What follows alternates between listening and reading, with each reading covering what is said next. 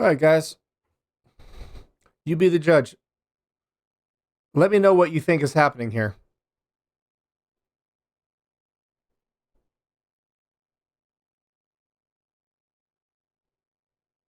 I guarantee you it's not what you think is happening. We're going to put this on a loop. Check out those little ram bars on the front fender. Almost looks like a police car, doesn't it?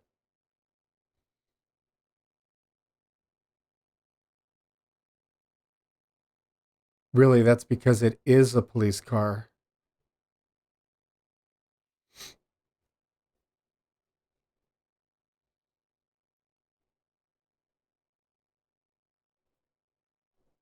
This is a Detroit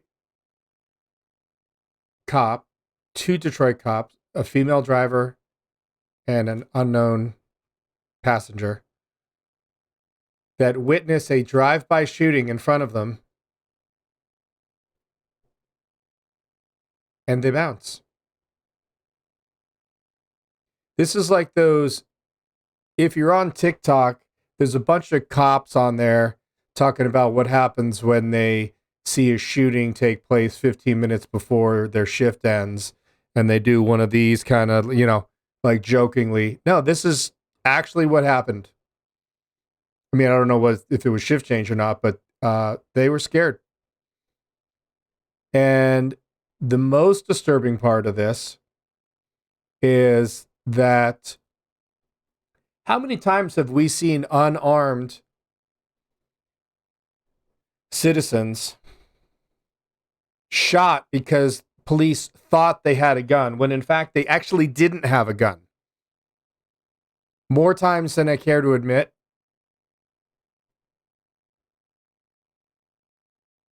A lot of times those are people of color. So when they actually see a drive-by shooting up close and personal, they split.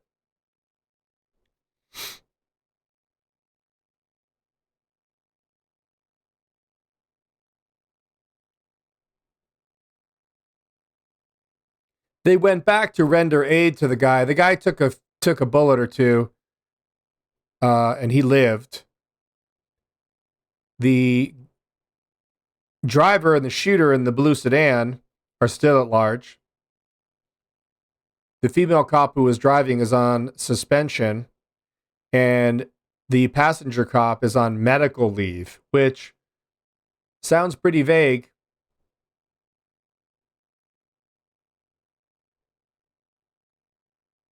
This is unbelievable. It looks like the police hit their car right there, trying to get away.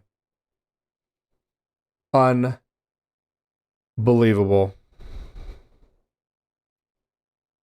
So not only did these cops not engage the threat, they fled the scene.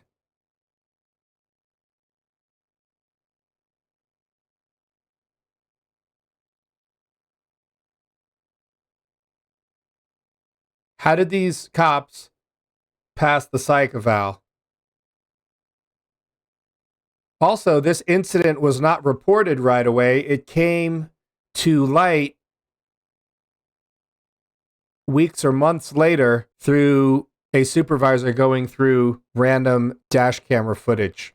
I think there's a lot more to this story. Are the cops in on it? Are the cops on the take? Did they just get scared? I don't know. Comment below. Let me know what you think. Let's hear from the chief of police in Detroit. This incident is troubling, and it is unfortunate, and it's not consistent with our training. It's also not consistent with the expectations that are set by myself and my command team. What a bunch of garbage. Oh, God.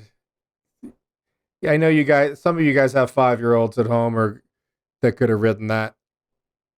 Unbelievable. All right, we're calling the Detroit Police Department.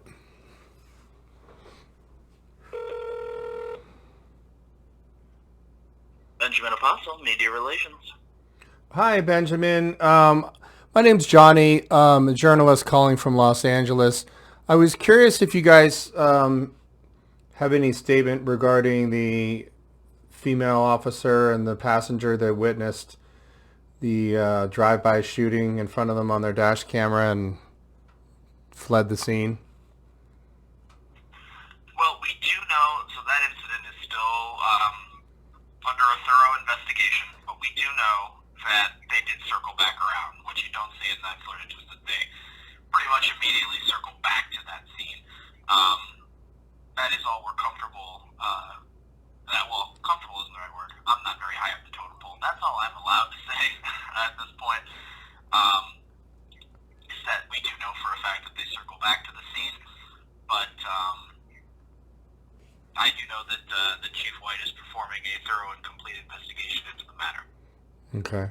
How about the incident with the African American cop who cold cocked the African American protester and knocked him unconscious and hitting his head on the street? Is that normal practice for Detroit police? Because I got some ex-military buddies of mine that are really real psychopaths, and I think they might be a good fit for your department. If is that normal procedure for just walk around cold cocking people? Absolutely not, sir. But if you would like further inquiry, you can always is that submit a media request form at Detroit Police at our website. It's right in the middle of the page on the home page, and then you can get information direct from is that officer? Is his name been released, or is he still on the job, or is he on leave currently? Once again, sir, I cannot emphasize enough. I'm not an officer. I'm only a publicist. I'm not privy to that kind of information. Well, actually, that's actually the job of the publicist, is to have the information to disseminate to the media. You answered the phone, media relations, or something to that effect. So, I mean, that seems like the basics of the job description of a media relations person, is to be able to have information. I am instructed to vet all inquiries of this variety through the media request form. So if you could just submit one of those, I'm sure someone would be happy to go through and answer all those questions for you. Okay, so I mean, God forbid, because we wouldn't want that black cop to come after you if you release any bad information about him, right? I mean, you don't want to get cold cocked on the job. I mean, although you probably have some pretty good benefits working for the city, though, I would imagine. Sir, if you'd like more information, you can submit a media request form. Great, thank you so much. You guys are doing an amazing job. Have a wonderful day. All right, you as well. So they get to vet who the media outlet, so they get to pick and choose which media outlets that they would like to give information out to. So if you've just got if you're an independent journalist, they're going to be like, not that guy.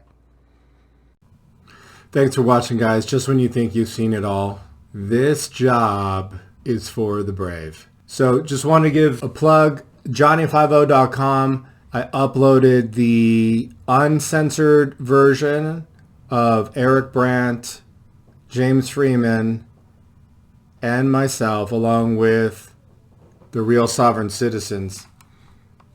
That's his channel name. The uncensored version is up on johnny50.com. There was a multitude of profanity used throughout that video, and obviously the YouTube version was quite a bit censored. So if you want to go hear what actually was said, go check that out. johnny50.com. It's $25 for the year. I don't make any money on that site. That site pays for itself for hosting, if not even. So go check that out.